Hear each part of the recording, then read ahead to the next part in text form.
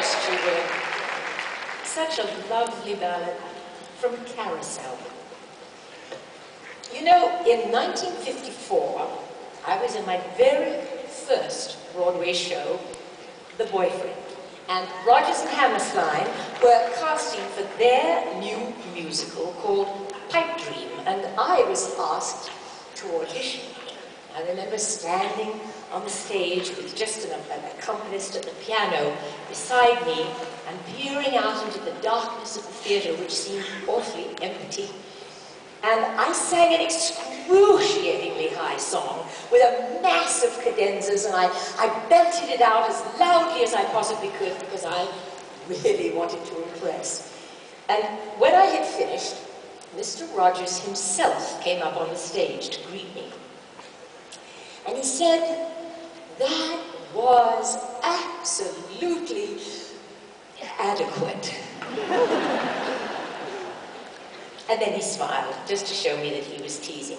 He asked if I had auditioned for anybody else that season, and I brightly replied, "Oh, yes, yes.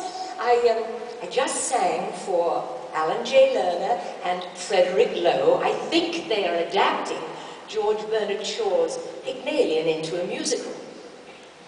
And Mr. Rogers looked at me for a full couple of seconds, and then he said, "You know, I think if they ask you to take that other show, you should do it. Take that job." He said, "If they don't ask, I would like you to let us know, because I think we would very much like to use you for Pipe Dream." Well, I was asked to do that other show, which of course turned out to be My Fair Lady, and I am forever grateful to Mr. Rogers for his guidance and generous advice. And the wonder is that about 18 months after that, I did get to work for Rodgers and Hammerstein. They adapted for television the story of Cinderella, and they asked me to play the title role.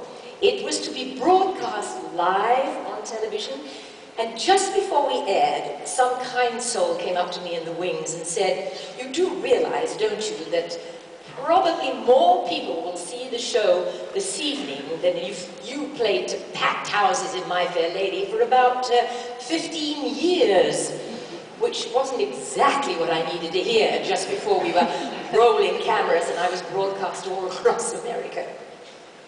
However, we were a big success. The evening was wonderful, and I was later told that more people saw the show that night than at any other time in television history to that point. Well, take a look at something